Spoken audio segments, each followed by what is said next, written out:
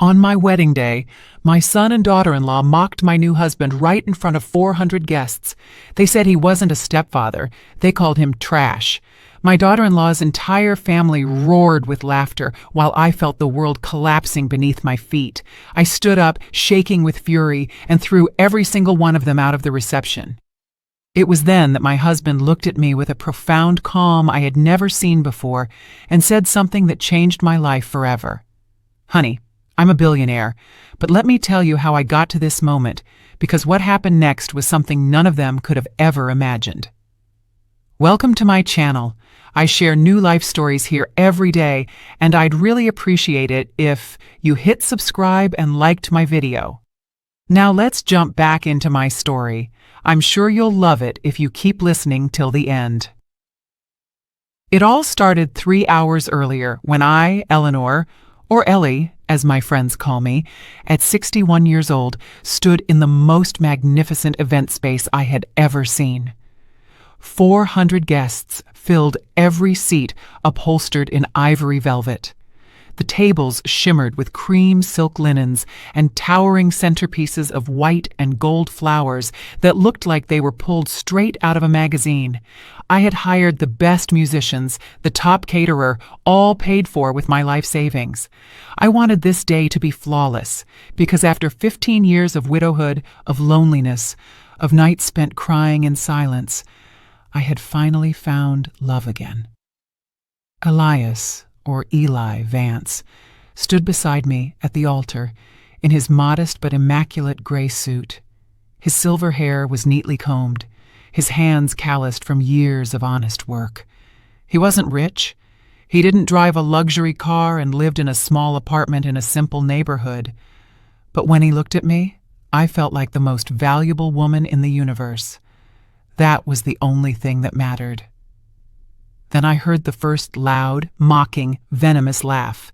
It came from the third row, exactly where my son, Darius, was seated next to his wife, Tasha.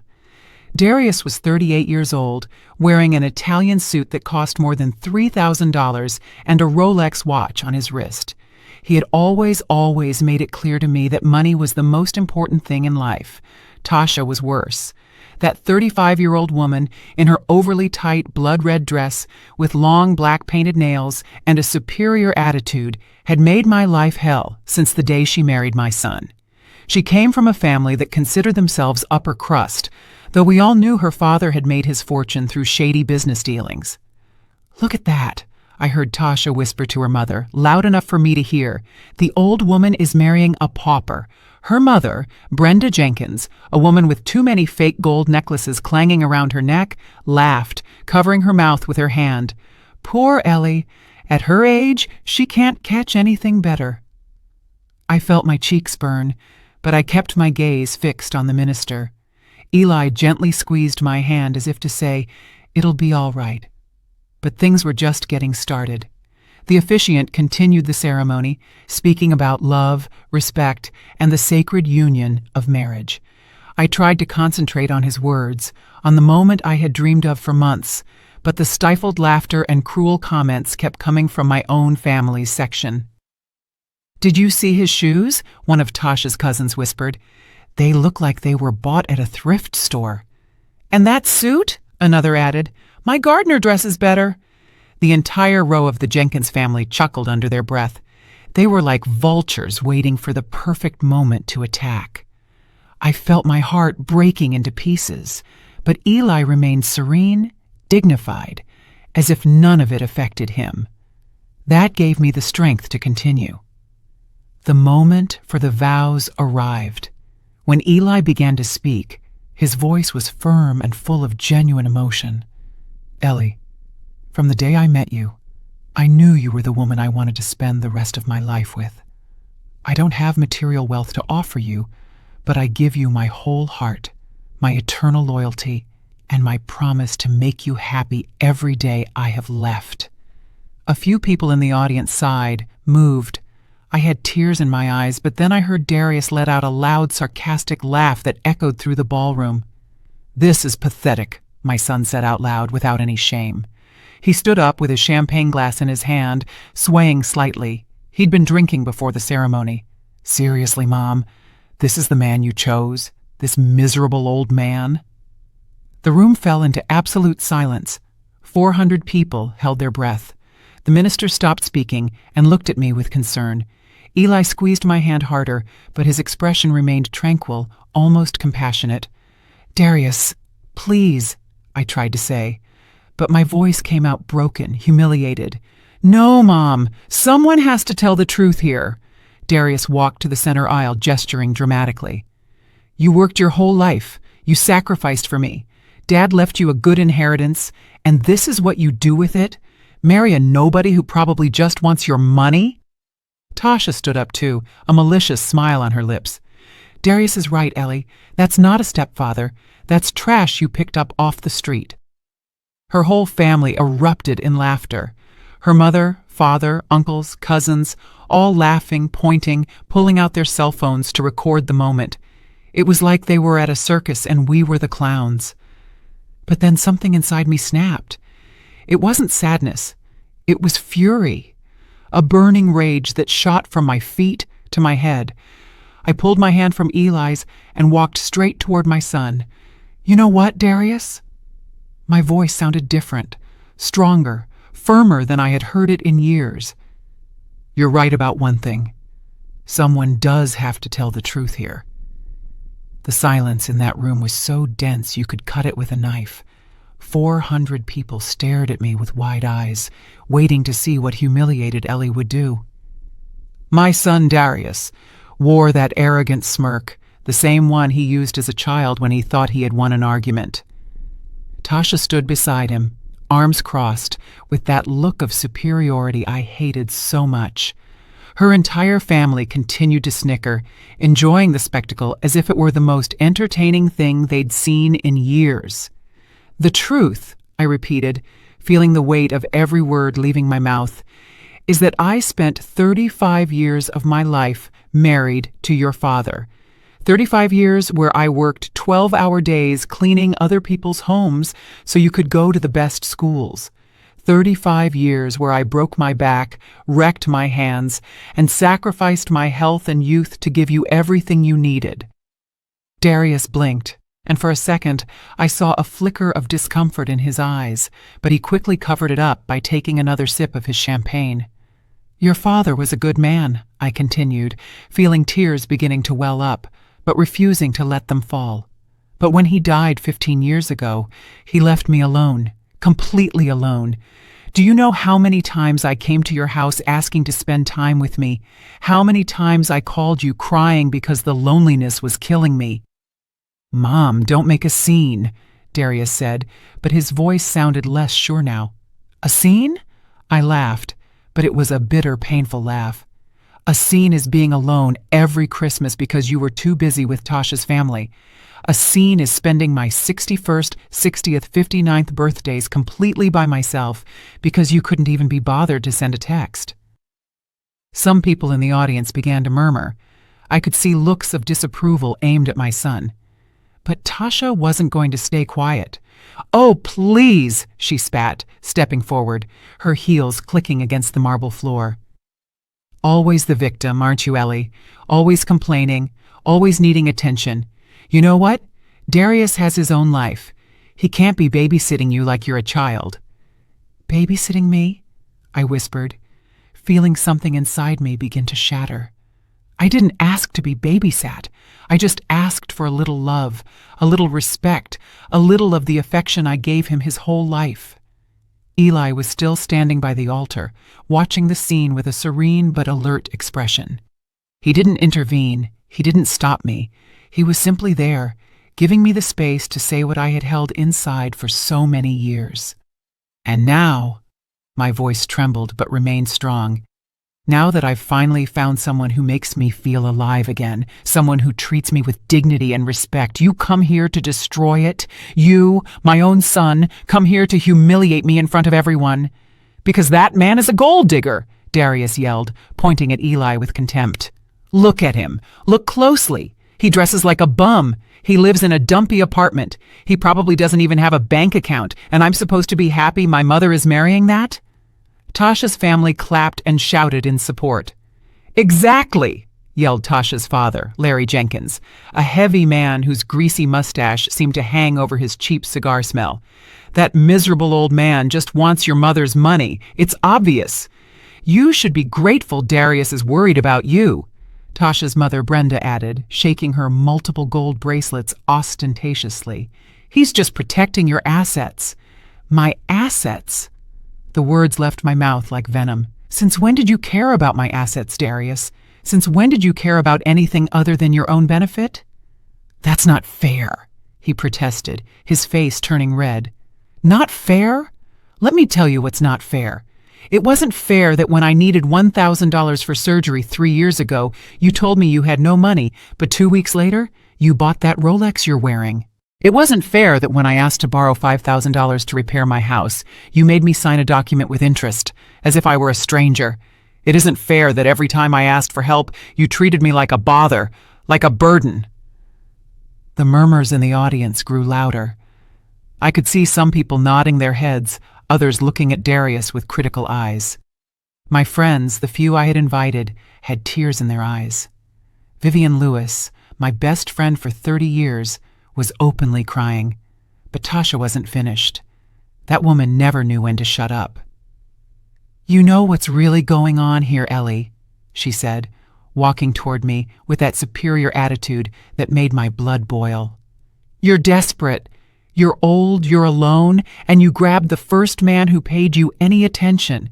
It's pathetic. It's embarrassing. And frankly, my whole family is here as witnesses to the worst decision you've ever made." Her family roared in approval. The cousins, the uncles, even the friends they had brought, all laughing, all mocking. Some were recording with their phones, capturing every second of my humiliation to share later on social media. I could imagine the captions, "Crazy old lady marries a beggar," or "The most pathetic wedding of the year." I felt something inside me finally break. It wasn't sadness, it wasn't pain, it was determination, a strength I didn't know I possessed. I turned and walked to Eli, who was still standing by the altar with that inexplicable calm. I took his hand and looked him in the eyes. "Are you sure you want to marry me?" I asked in a low voice. "Because my family is a mess, and they clearly don't deserve to be here." Eli smiled. It was a small smile, but there was something in it, something I couldn't quite decipher.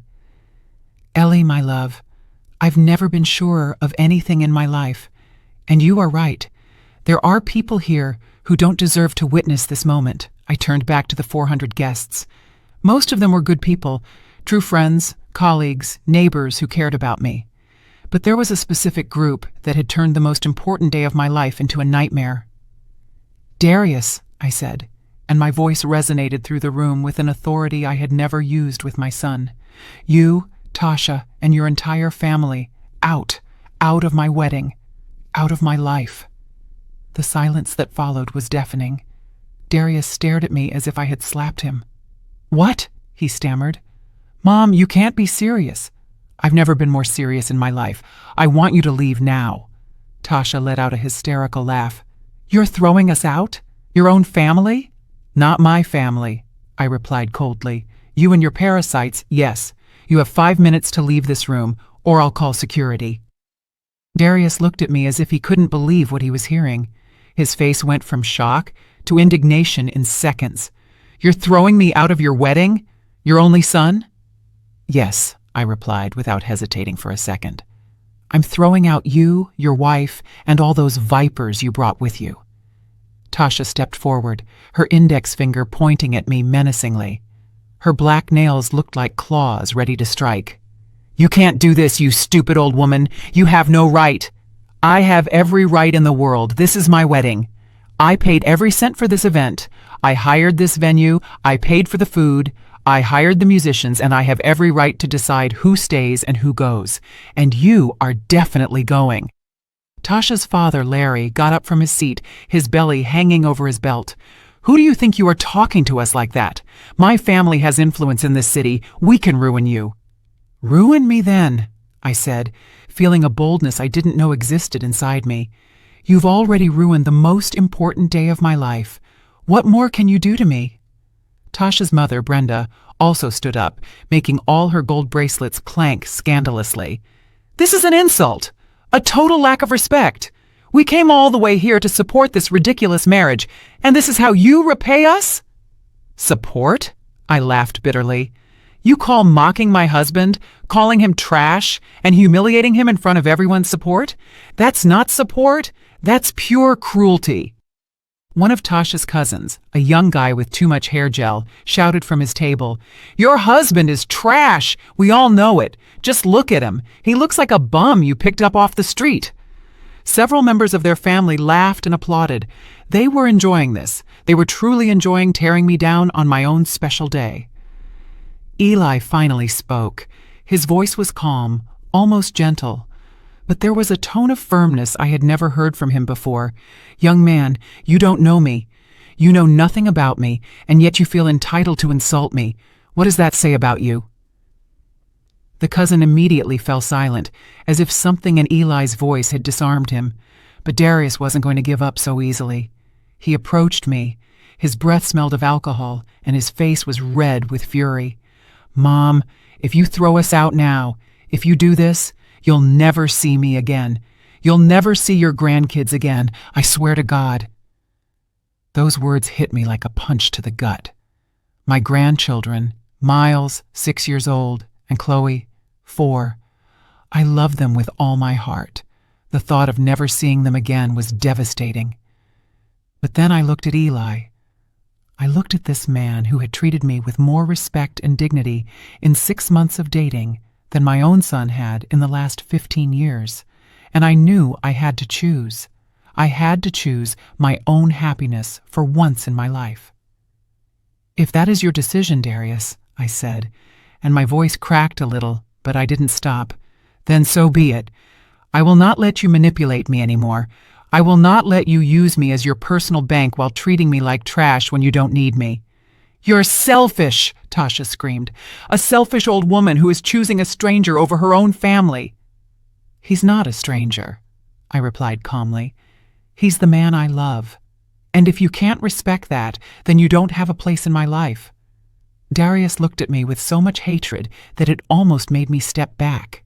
"You're going to regret this. When that old man robs you of everything you have, when he leaves you with nothing, don't come crying to my door for help." "Don't worry," I said, feeling the tears finally start to roll down my cheeks. "I won't." The atmosphere in the ballroom was one of absolute tension. The other guests watched the scene with a mix of horror and fascination. Some of my friends seemed to want to intervene, but they stood still, unsure what to do. Vivian Lewis, my best friend, finally stood up. She was a 63-year-old woman with short white hair and a strong personality I had always admired. "Darius, Tasha, if you have any decency, you will leave right now and let Ellie be. What you are doing is cruel and unforgivable." "You shut up, you nosy old woman," Tasha snapped. "This isn't your problem." "It is my problem when I see my best friend being abused by her own family," Vivian replied firmly. "And honestly, after seeing how you behave, I perfectly understand why Ellie prefers to marry Elias. He has more class in his little finger than all of you combined." That further enraged Tasha's family. They started shouting all at once, creating absolute chaos. Insults flew through the air. Some people started getting up from their seats. The ballroom that, half an hour ago, was a place of elegance and celebration, now looked like a battleground. "Enough!" I shouted with all the strength in my lungs. My voice echoed through the space, silencing everyone instantly. "I will call security right now if you don't leave voluntarily." I gestured to the venue manager, a tall professional man who had been watching everything from the entrance. He nodded and started walking toward us with 2 security guards. "We don't need you to kick us out," Darius said with disdain. "We are leaving of our own free will. This place stinks anyway. And you," he pointed his finger at me, "you disgust me. I hope you are happy with your decision, because you will never have your family again."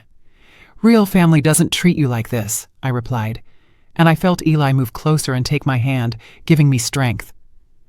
Tasha grabbed her designer bag, the same one I had helped her buy last year when she borrowed $3,000 she never paid back.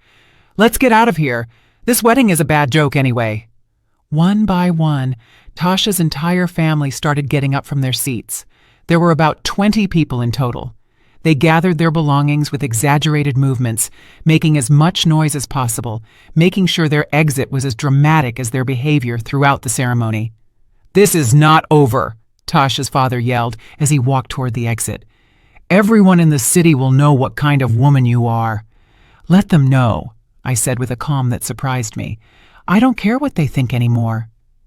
As the procession of toxic people left the room, some even pushing chairs and throwing napkins on the floor as a final act of rebellion, the rest of the guests remained in absolute silence. It was as if everyone was holding their breath, waiting to see what would happen next. Darius was the last to leave. He stopped at the door, looked at me one last time, and said, "Goodbye, Mom. I hope your new life with that loser is worth losing your only son." And he left.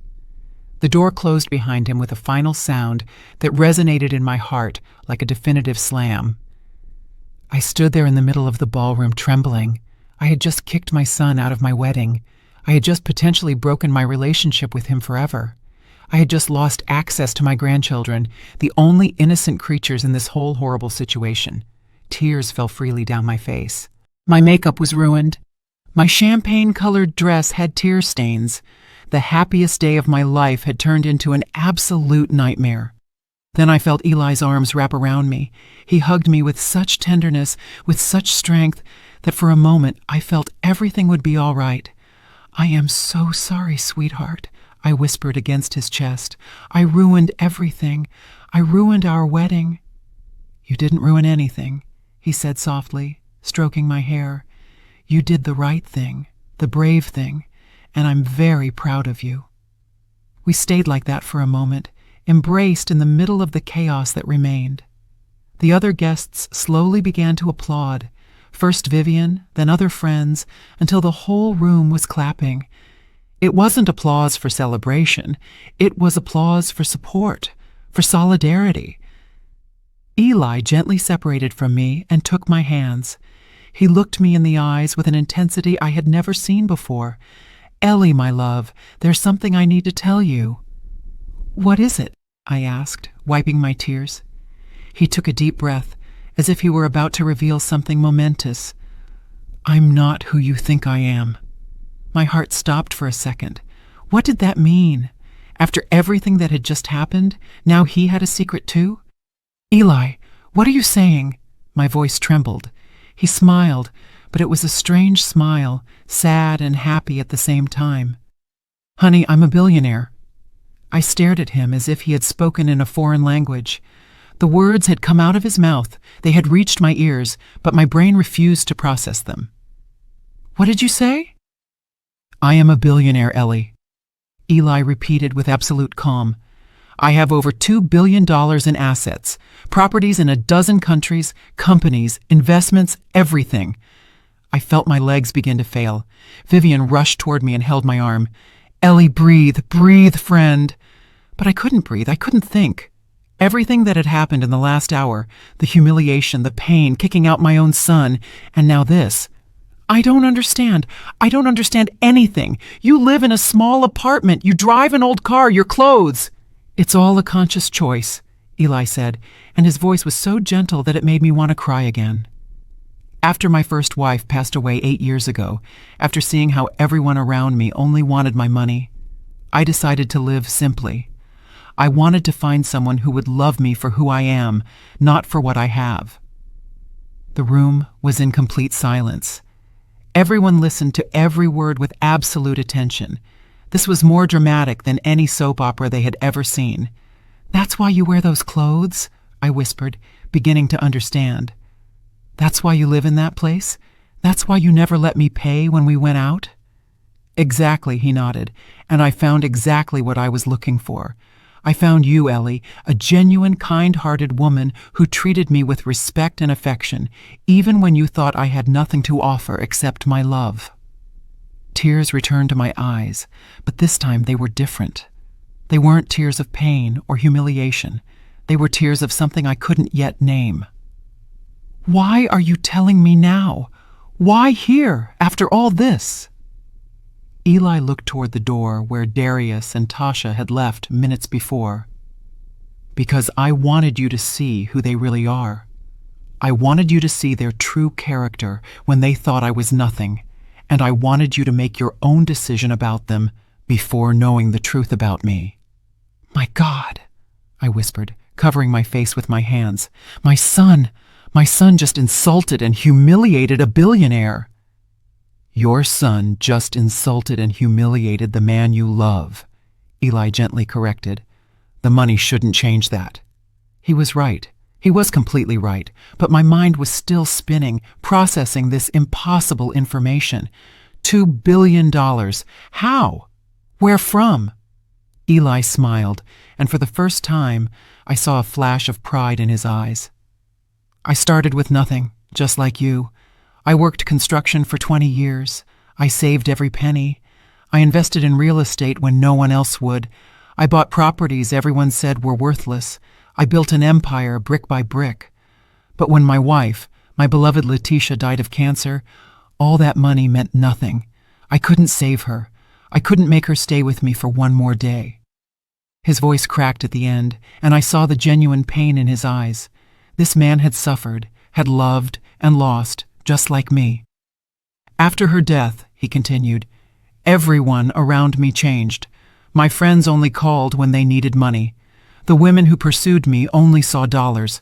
My own in-laws tried to sue me for the inheritance. I realized that money had poisoned all my relationships, so I decided to disappear from the radar. I maintained my businesses, but I completely changed my lifestyle. Vivian was still by my side, supporting me, but even she was slack-jawed, listening to this story. Meeting you, Ellie. Eli took my hands in his. It was like coming back to life. You treated me with dignity. You listened to me when I spoke. You laughed at my bad jokes.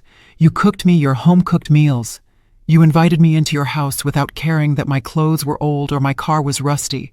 You loved me for who I am. I don't know what to say, I stammered. My world had been completely turned upside down in less than 2 hours. You don't have to say anything right now, he said, tenderly caressing my cheek. I know it's a lot to process. I know all this is overwhelming, but I wanted you to know.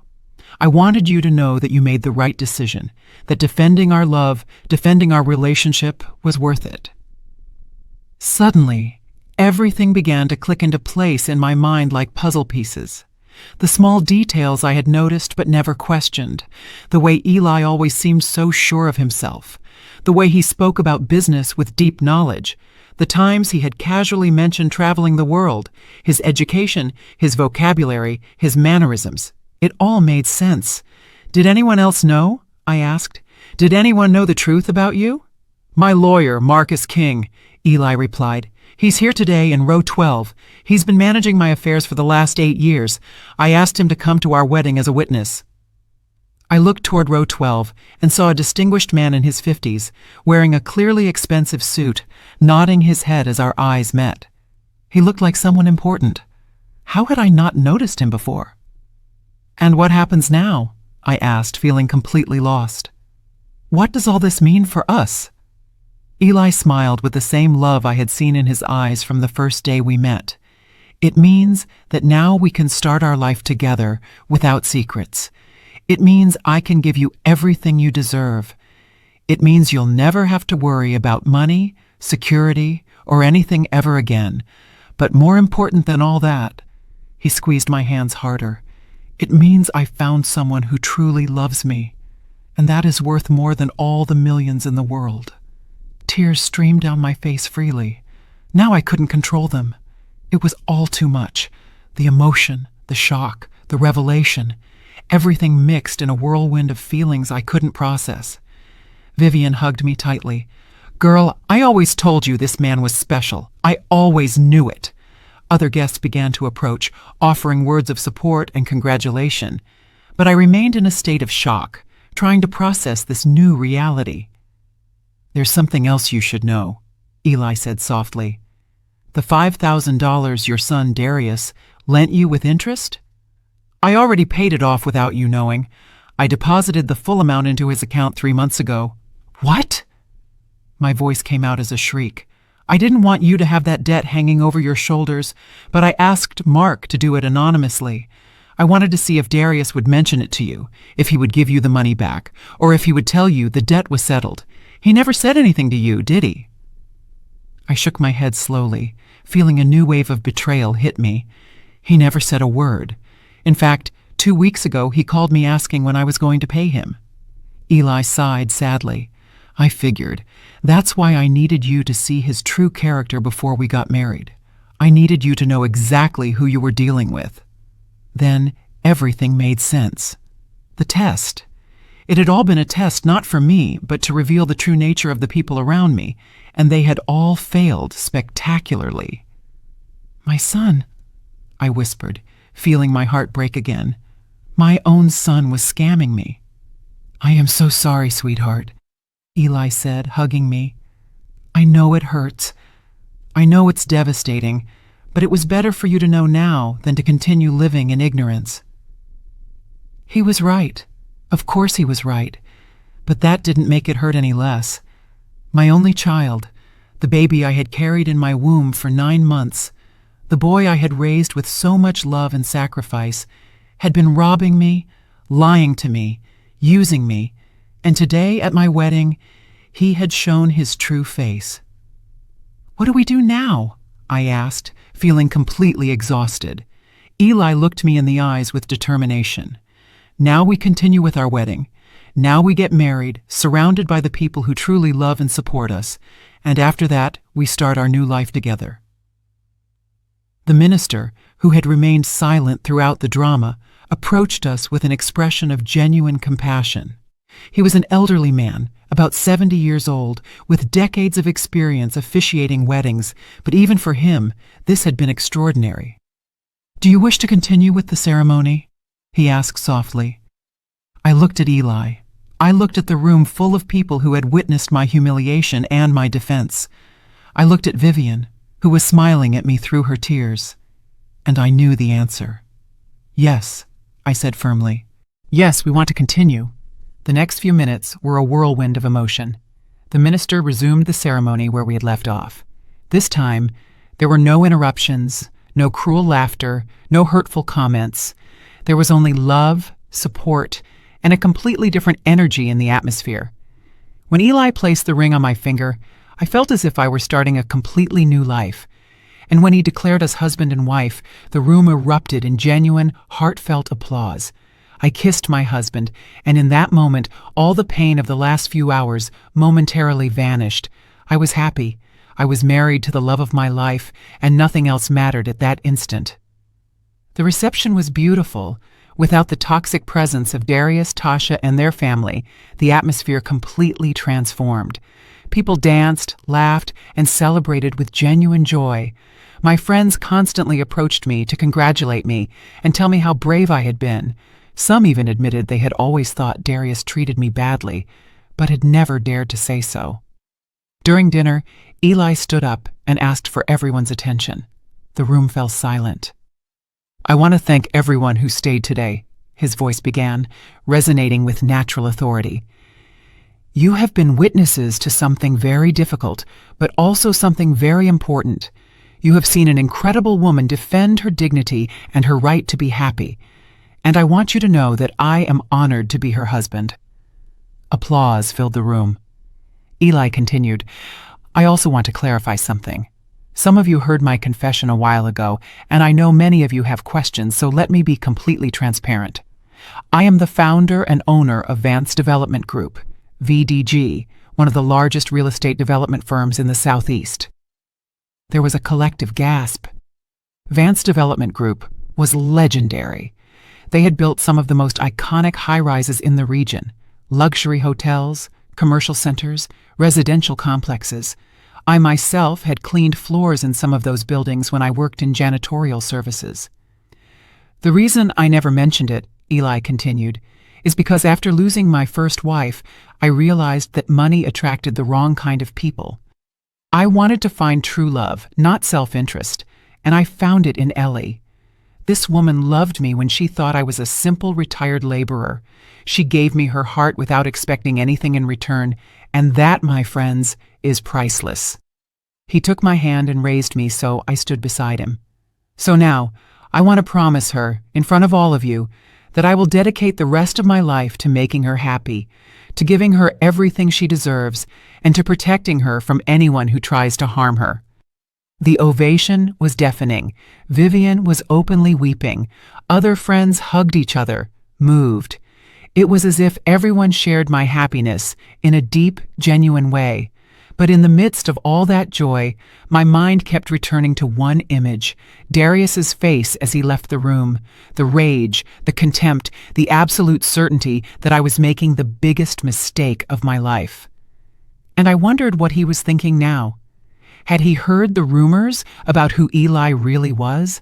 Did he know he had insulted and humiliated a billionaire? As if Eli could read my thoughts, he leaned toward me during the dance and whispered, "I know you're thinking about him. It's normal. He's your son." "I can't help it," I admitted. "Despite everything he did, he's still my son, and it hurts. It hurts so much." "I know, sweetheart, and I don't expect that to change overnight, but I want you to know something. The fact that he's your son doesn't give him the right to abuse you. Family love shouldn't include abuse, manipulation, or humiliation." He was right. I knew it in my heart, but a mother's heart is complicated. You can know your child has hurt you deeply and still love them. You can recognize their toxicity and still miss them. It's a painful contradiction only mothers fully understand. The party continued into the late hours of the night. We danced, ate cake, and toasted with champagne that cost more than I used to earn in a month cleaning houses. It was all surreal. This morning, I had woken up as Ellie, the 61-year-old woman who had worked hard all her life to survive. Now, I was going to sleep as Ellie Vance, the wife of a billionaire. When we finally retired to the bridal suite Eli had reserved at the city's most luxurious hotel, I felt overwhelmed by everything. The room was larger than my entire apartment. It had floor-to-ceiling windows overlooking the entire illuminated city, a massive bed with sheets that probably cost thousands of dollars, and a marble bathroom with a tub that looked like a small pool. "Are you all right?" Eli asked, taking off his jacket. I sat on the edge of the bed, still wearing my champagne-colored dress. Honestly, I don't know. I feel like I'm in a dream, or maybe a nightmare, or both at the same time. Eli sat beside me and took my hand. "I know it's a lot to process. Everything changed in a matter of hours. But I want you to know something very important, Ellie. Nothing between us has changed. I'm still the same man you met 6 months ago. The same man who fell in love with your laugh, your kindness, your strength. Money is just money. It doesn't define who I am." "But it changes everything," I whispered. "It changes absolutely everything." "It doesn't have to," he insisted. "We can continue to live simply if that's what you want. Or we can enjoy some comforts. You decide. This is our life now, our decision." I looked into his eyes and saw the same tenderness I had always seen, the same gentleness, the same love. And I realized he was right. The money hadn't changed him. He was still Eli, my Eli. "I want to ask you something," I said after a moment of silence. "Why me? Of all the women you could have chosen, why did you choose a 61-year-old widow with a problematic son and a complicated life?" Eli smiled, and it was that smile that made my heart melt. "Do you remember the day we met?" I nodded. It had been at the local farmer's market. I was buying vegetables, trying to find the cheapest ones. He was in the same aisle, and our carts had accidentally bumped. "You apologized about 5 times, Eli recalled with a smile. "And then, when you saw a tomato had fallen out of my cart and rolled under a shelf, you knelt down to pick it up. You knelt down on your bad knee that always bothers you just to retrieve my tomato. And when I handed it back to me and I thanked you, you smiled at me with such warmth, such genuine kindness, that I knew in that moment you were special." I didn't remember that detail about the tomato. It had been such a small, insignificant gesture. "Afterward," he continued, "we started running into each other regularly at the market, always on Thursday mornings. And every time I saw you, I learned something new about you. Your patience with the vendors, your generosity toward the children selling sweets on the street, the way you greeted everyone with respect, no matter who they were. I saw your soul, Ellie, and I fell in love with it. Tears started falling down my cheeks again. It seemed I hadn't stopped crying all day. So, yes, Eli said, wiping my tears with his thumbs. Of all the women I could have chosen, I chose you. Because you are real, because you are good, because you make me feel alive again. We kissed, and in that kiss was a promise of a future together, no matter what challenges came. But even in that perfect moment, in that luxurious room, with my new husband beside me, a part of me couldn't stop thinking about Darius, how he would react when he learned the complete truth, whether we could ever repair our relationship, and whether I truly wanted to try after everything he had done. I woke up the next morning in that enormous bed, wrapped in sheets that felt like clouds. For a moment I thought it had all been a dream, the wedding, the humiliation, Eli's revelation. But then I turned my head and saw him sleeping peacefully beside me, and I knew it was all real. Everything had happened. My life had changed forever in a matter of 24 hours. I got up carefully not to wake him and walked to the giant windows. The city stretched out below us, bathed in the golden light of dawn. From this height, everything seemed so small, so insignificant, and I wondered if that was how Eli saw the world from his position of power and wealth. "Good morning, my love," I heard his voice behind me. I turned and saw him sitting up in bed, his hair tousled, a gentle smile on his face. "Good morning," I replied, feeling a mixture of happiness and anxiety. I couldn't sleep anymore. "It's understandable. Yesterday was intense." He got up and walked toward me, wrapping me in a hug from behind. "What are you thinking about?" "Everything," I admitted. "Darius, what happened? What comes next?" Eli kissed my head gently. "I have something to show you, something I think will help you better understand who I am and what our new life together means." Half an hour later, we were in a private helicopter. A helicopter. Never in my life had I imagined I would be flying in one. Eli handled the controls with the ease of someone who had done it 1,000 times before. "I learned to fly 20 years ago," he explained when he saw my surprised face. "It's useful for business, and it also gives me freedom." We flew over the city, and Eli began pointing out different buildings. "That hotel right there, the Grand Plaza, is mine. I built it 15 years ago. It has 400 rooms and is one of the most successful in the region." He pointed in another direction. "That shopping center, the Sun Promenade, is also mine. And those 3 apartment buildings over there. And that industrial complex near the port." With every building he pointed out, my disbelief grew. He wasn't just rich.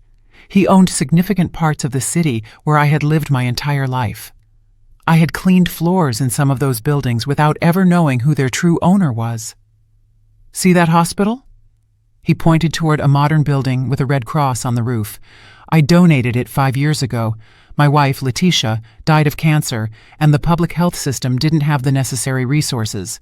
So I built an entire hospital dedicated to free oncological treatment for low-income people." That information hit me like a punch. "Free?" "Completely free," he confirmed. "No one should die because they can't afford their treatment. Letitia had access to the best doctors in the world, and still we couldn't save her. But at least I can help others who don't even have that opportunity." I started seeing Eli in a completely different light. He wasn't just a rich man. He was a man who used his wealth to do good, to help others, to build something meaningful. "I also have foundations," he continued, as we landed on the rooftop of an impressive building, the headquarters of Vance Development Group. One for educational scholarships, another for social housing, and one for entrepreneurs who need seed capital but can't access bank loans. We got off the helicopter and entered the building. The offices were elegant but not ostentatious. Employees were working in bright, open spaces. Everyone greeted Eli with genuine respect, not the servile fear I had seen in other places where bosses were dreaded. "I want to introduce you to someone," Eli said, guiding me toward a large office on the top floor. Inside was Marcus King, the lawyer he had mentioned at the wedding. He was a distinguished man in his 50s with silver hair and an imposing presence. "Mrs. Hayes," he greeted me with a slight bow, "it is an honor to finally meet you properly. Eli has spoken a lot about you over the last 6 months." "Really?" I asked, surprised. "Of course," Mark smiled. "He constantly told me he had found someone special, someone genuine. And after what I witnessed at the wedding yesterday, I can confirm he was right." Eli gestured for us to sit down. "Mark, show Ellie the documents we prepared." Mark opened a leather folder and pulled out several papers. "Mrs. Hayes, your husband has prepared some important documents. First, he has added your name to all his main bank accounts. You have complete access to all his funds." My mouth dropped open. "What? No, I can't accept that. We just got married yesterday." "You are my wife," Eli said firmly. "What's mine is yours. It's that simple." "In addition," Mark continued, "he has transferred the title of 3 properties into your name: a beach house, a city apartment, and a mountain retreat. He has also established an investment fund in your name with an initial value of $50 million. I felt dizzy. $50 million for me? A woman who had spent most of her life worrying about how to pay the rent each month. "Eli, this is too much," I protested. "I can't." "Yes, you can," he interrupted gently. "And there's more. I've also established trust funds for your grandchildren. Miles and Chloe will each have $10 million available when they turn 25, specifically for their education, starting a business, or whatever they choose to do with their lives." Tears began to fall down my face. My grandchildren. Despite everything Darius had done, Eli was thinking about my grandchildren's future. "Why?" was all I could say. "Because they are innocent," Eli replied. "Because they are not to blame for their parents' actions, and because they are your blood, Ellie. They are important to you, so they are important to me." Mark continued explaining more details. Life insurance policies, diversified investments, commercial properties. The amount of money was so astronomical that my brain simply couldn't process it. "Also," Eli said after Mark finished, "I want you to know that you have total freedom about how you want to live your life. If you want to continue living simply, we can do that. If you want to travel the world, we'll do it. If you want to dedicate yourself to charitable causes, I will support you completely. This is your life now, Ellie. You decide how you want to live it." We spent the rest of the day touring his company's facilities. I met managers, architects, and engineers. Everyone spoke of Eli with genuine admiration. He wasn't just a boss, he was a leader who cared about his people. He had created training programs, generous benefits, and opportunities for real growth.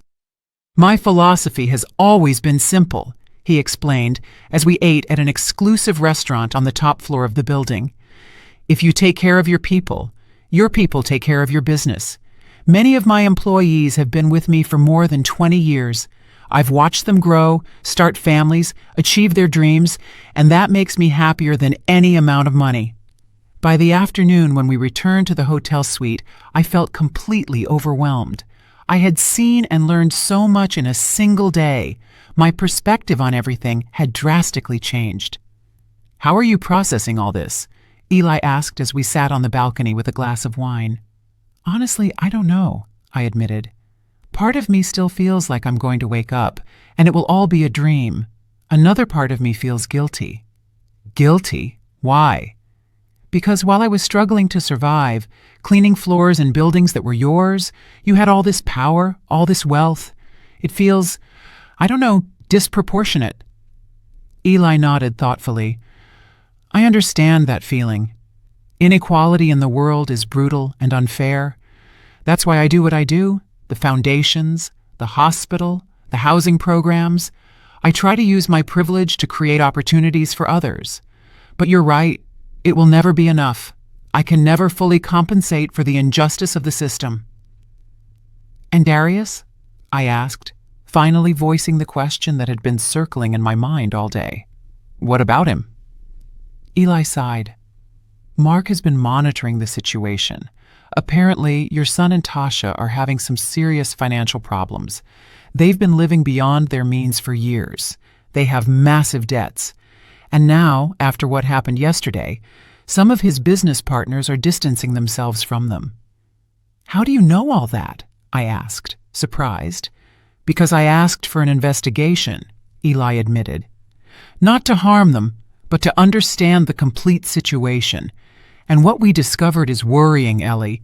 Your son is on the verge of bankruptcy. He owes money to a lot of dangerous people. I felt my stomach clench. How bad is the situation? Very bad. He owes close to $2 million between bank loans, credit cards, and failed investments. And some of his creditors are not exactly patient or legal. My heart sank.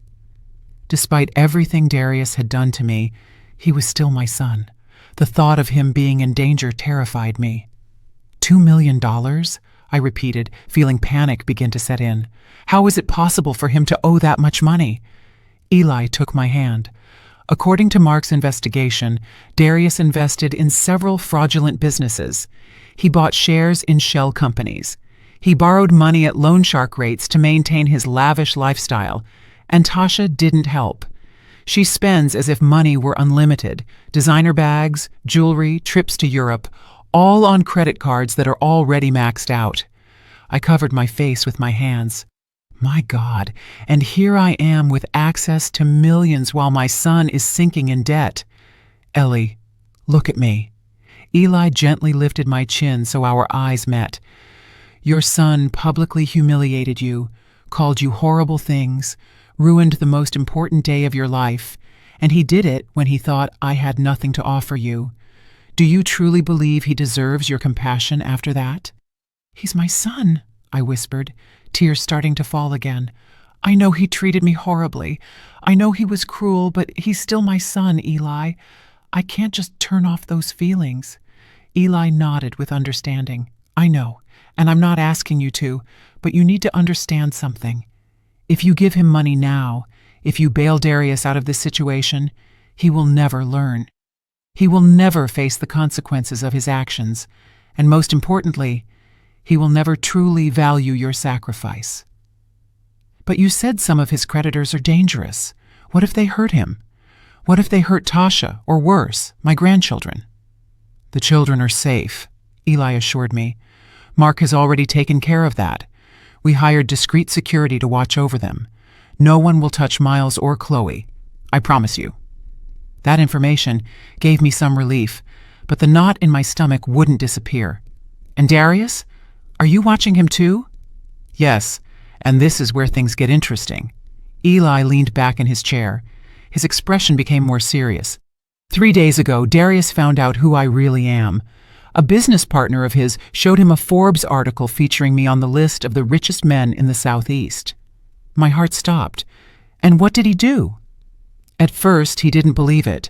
He thought it was a coincidence of names, but then he looked up photos and recognized me. Since then, he has tried to contact me 12 times, calls, texts, emails, all through my company's official channels. And what did you do? Nothing. I ignored every attempt, but Mark saved all the messages. Do you want to hear what he said? I wasn't sure I wanted to know, but I nodded anyway. Eli pulled out his phone and started reading. First message. Mr. Elias Vance, I sincerely regret the misunderstanding at the wedding. I was unaware of who you were. Please allow me to explain. He paused and looked at me. Notice how he says he regrets the misunderstanding, not his actions, as if the problem was simply that he didn't know I was rich. He continued reading. Second message. Mr. Vance, this is Darius, Ellie's son. I urgently need to speak with you about a business matter. I have a proposal that could be mutually beneficial. Eli let out a bitter laugh. He doesn't even mention his mother. He goes straight to asking for business favors. Third message. He kept reading. This one was sent yesterday evening. Mr. Vance, I am going through a complicated financial situation. As your wife's son, I hoped we could speak as family. I am sure we can reach an agreement that benefits everyone, especially Mom. I felt nauseated. He's using my name to manipulate you. Exactly. And there's more. Message number 7. Mr. Vance, I know I made mistakes at the wedding. I was drunk and wasn't thinking clearly. But I am Ellie's only son. The grandchildren she adores are my children. Do you really want to break that family relationship? I can make her happy if you help me resolve my current problems. That's emotional blackmail, I said, feeling rage begin to replace worry. Absolutely. And the most recent message, sent this morning. Elias, I need $500,000 by the end of the week, or I will be in serious trouble. As my mother's husband, you have a moral obligation to help her family. I promise to pay it all back with interest. I trust in your understanding. I remained silent for a long moment, processing everything I had just heard. My son hadn't called to apologize to me. He hadn't tried to repair our relationship. He hadn't shown an ounce of genuine repentance. He only wanted money. He was only trying to use my marriage to solve his own financial problems. What are you planning to do? I finally asked. The question is, what do you want me to do? Eli replied, You are his mother. You are my wife. This decision affects you as much as it affects me. I stood up and walked to the edge of the balcony, looking at the city stretching out below us. Somewhere down there, my son was desperate, scared, probably planning his next move. Part of me, that maternal part that never disappears, no matter how much you're hurt, wanted to rush and save him. I wanted to give him the money and solve all his problems. But another part of me, the part that had been humiliated in front of 400 people, the part that had been used and manipulated for years, the part that had finally found the strength to defend her dignity, knew that would be a mistake. Don't give him the money, I said finally, my voice firmer than I expected. Not yet, not like this. Eli approached me and hugged me from behind. Are you sure? No, I admitted, but I know it's the right thing to do. If we bail him out now, without real consequences for his actions, we will only be enabling his behavior. He needs to hit rock bottom. He needs to understand that he can't treat people like that and get away with it. It's a brave decision, Eli said, kissing my head. It's a painful decision, I corrected, but a necessary one. The following days were an emotional roller coaster. Eli and I went on our honeymoon to a private island in the Caribbean, which of course he owned. It was a paradise with white sand beaches, crystal clear water, and absolute privacy. I tried to relax, to enjoy this time with my new husband, but my mind kept returning to Darius. Mark kept us informed of the situation. Darius's creditors were starting to apply pressure. They had repossessed his luxury car. They had frozen his bank accounts. The house where he lived with Tasha and the children was in foreclosure. And Tasha? I asked during one of the video call updates. She left Darius 2 days ago, Mark informed us in his usual professional tone. She moved in with her parents and took the children. She filed for divorce yesterday morning. I felt a pang of pain for Darius, despite everything. Being abandoned by your wife, losing your children, facing financial ruin, all at the same time. It was devastating. And how is he? I asked. Not well, Mark admitted. Our contacts say he's been drinking heavily. He's not eating properly. He has tried to contact several of his former friends and partners, but they have all turned their backs on him now that they know he's broke. How convenient, I murmured bitterly. There's something else, Mark continued. Darius tried to sell his story to the media. He called several newspapers and television programs, offering an exclusive about how his mother married a billionaire and abandoned him in his time of need. What? I shrieked, feeling rage flood over me. Don't worry, Eli took my hand. Our public relations team already handled it. No reputable media outlet will touch that story, especially after we showed them the videos from the wedding where he publicly humiliates you. There are videos? I asked, surprised. Of course. Several guests recorded the entire incident. And with your permission, we have strategically used them to protect your reputation. If Darius tries to paint you as the villain, we have clear evidence of who truly acted poorly. I sat in silence, absorbing all this information. My son had fallen so low that he was trying to sell me to the media. He was trying to use my happiness, my new life, as a way to make money and play the victim.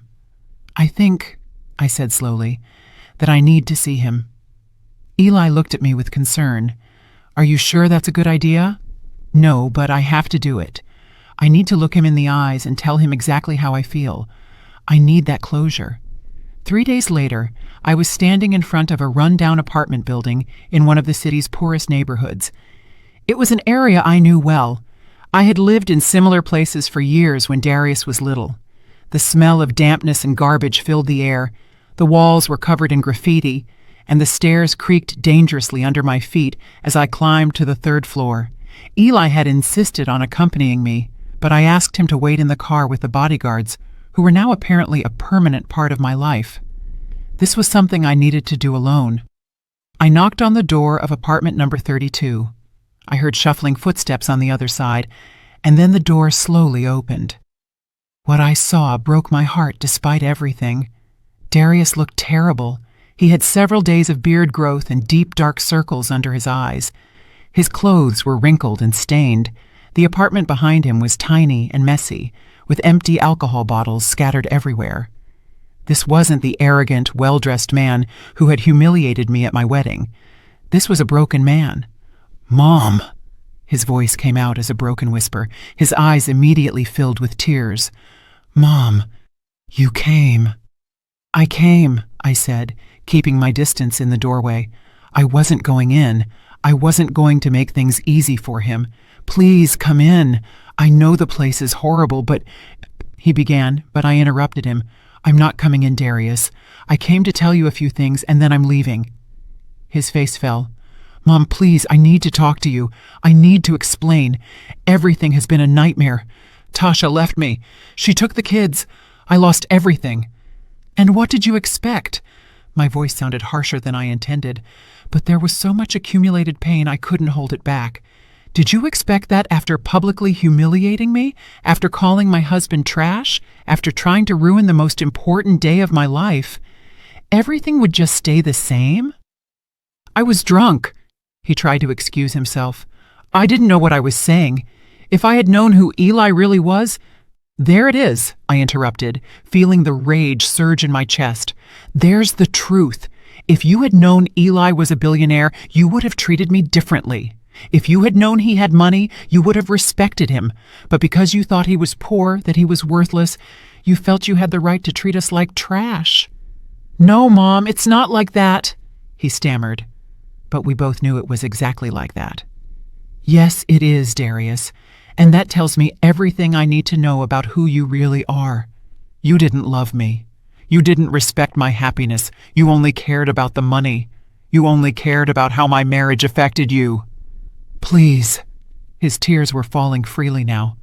"Please, Mom, I'm sorry. I am so sorry. I made a terrible mistake. I was jealous. I was scared of losing you, and I reacted in the worst way possible." "Jealous?" I repeated with disbelief. "You left me alone for 15 years, and you were jealous? You ignored my calls, my pleas to spend time together. You treated me like a personal bank, and you were jealous? You're right. I was selfish. You're completely right. I was a horrible son, the worst son anyone could have. But I'm paying for it now. I'm losing everything. I've already lost everything, and the only thing I have left is you, Mom. You are the only thing I have left in this world." "You lost me too," I said, and the words came out with a deep pain that pierced my chest. "You lost me the day you decided your pride and your materialism were more important than your mother." "No!" he whimpered, falling to his knees. "Don't say that. Please don't say that. I'll do anything to fix it. Anything." "Anything?" I asked, crossing my arms.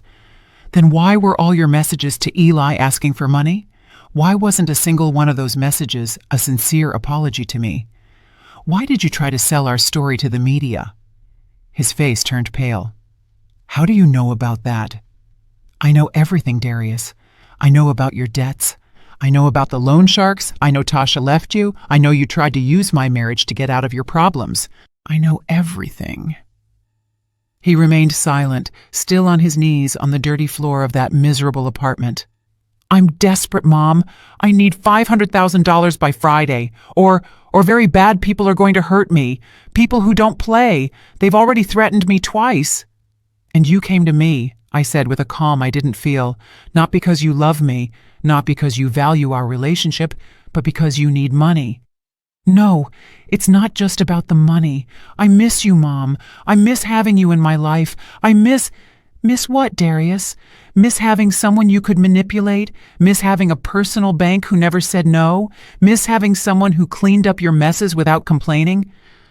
I miss my mother, he whispered, and there was something genuine in his voice that almost made me waver. I miss how you took care of me when I was a kid, how you were always there for me, how you made me feel safe and loved.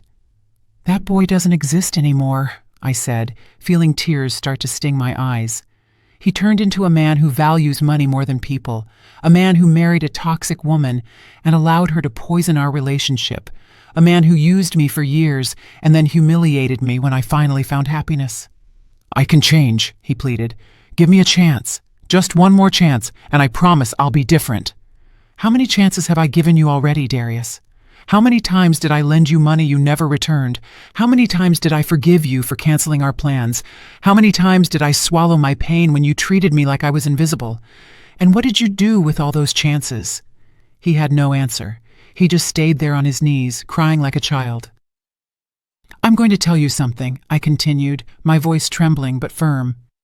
Eli wanted to help you. When he found out about your financial problems, his first instinct was to pay for everything. $500,000 is nothing to him. He could write that check right now and not even notice it in his bank account. Darius's eyes lit up with hope. He would really do that? He would, I confirmed. But I told him not to. The hope on his face turned to shock. What? Why? Because if I rescue you now, you will never learn. You will never understand the real value of things. You will never value people over money. You will continue to be the same superficial, materialistic man who treated me like trash. But Mom, they're going to hurt me. These men aren't playing. They've threatened to kill me. I know, I said, and my heart broke as I spoke the next words. And that terrifies me, because despite everything you've done to me, you're still my son, and I don't want anything bad to happen to you. But I also can't continue to be your eternal savior. I can't keep being the person who fixes all your problems while you never face the consequences of your actions. Then what am I supposed to do? He shouted, his voice full of despair. Just wait for them to kill me? You are going to do what any responsible adult would do, I replied. You are going to the police. You are going to report the loan sharks. You are going to ask for protection, and you are going to start rebuilding your life from scratch, the right way.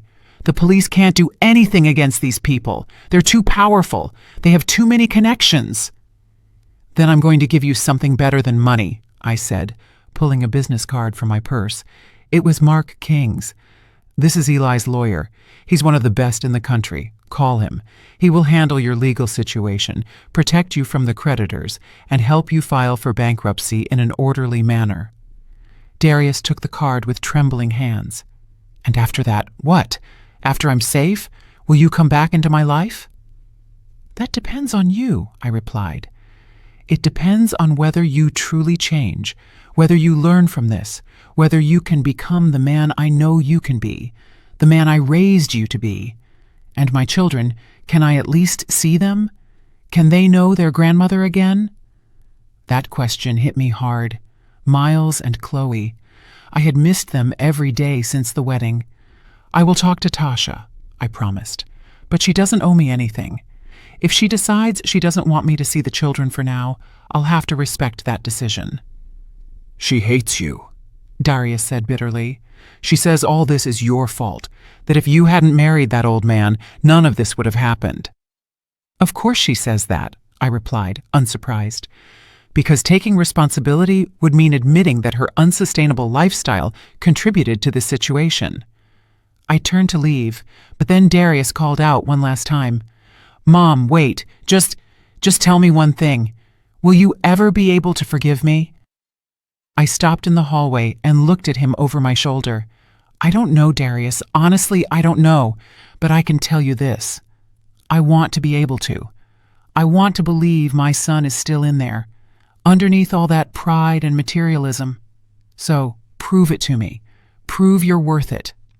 6 months later, I was sitting on the terrace of our new home, a beautiful villa overlooking the ocean that Eli had designed specifically to my tastes.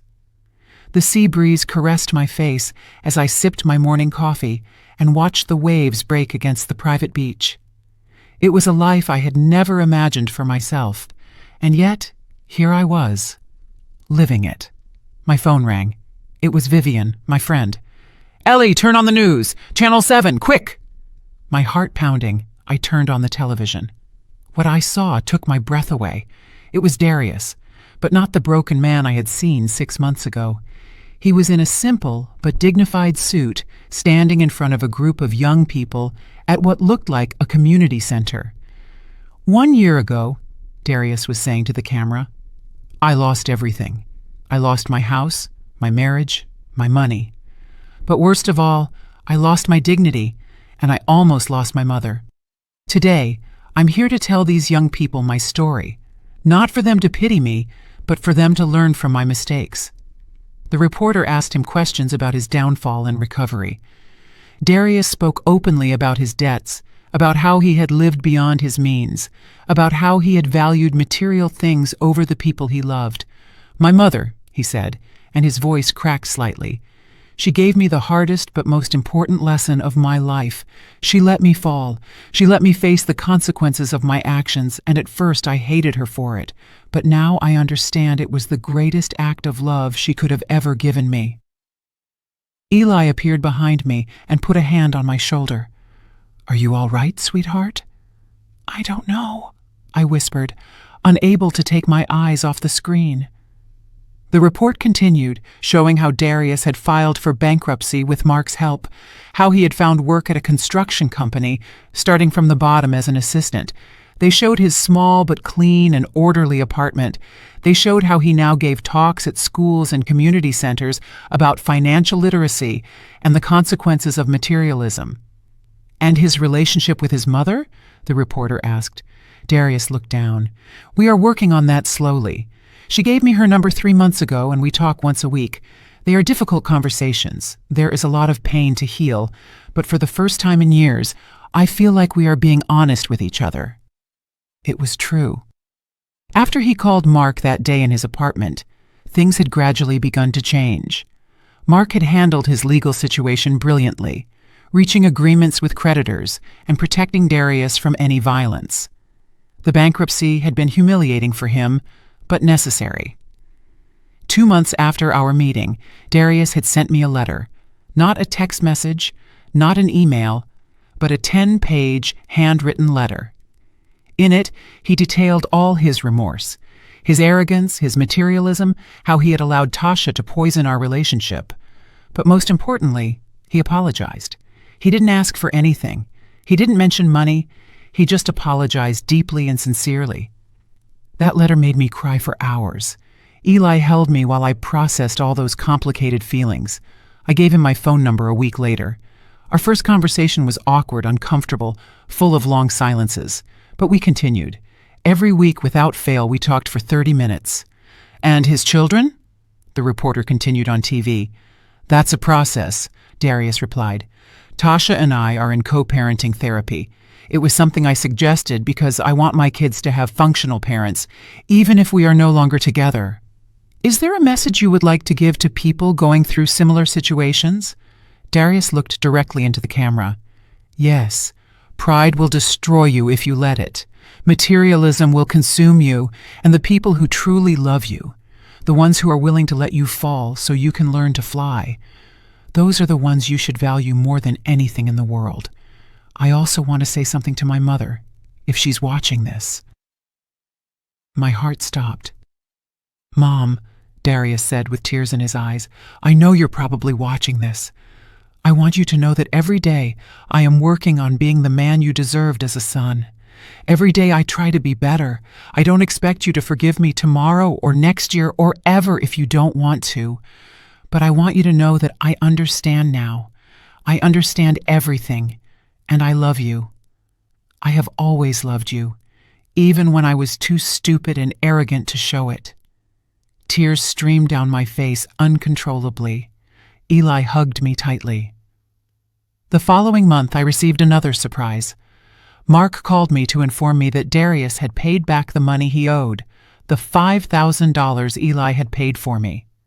He worked overtime for 4 months to gather the money, Mark explained.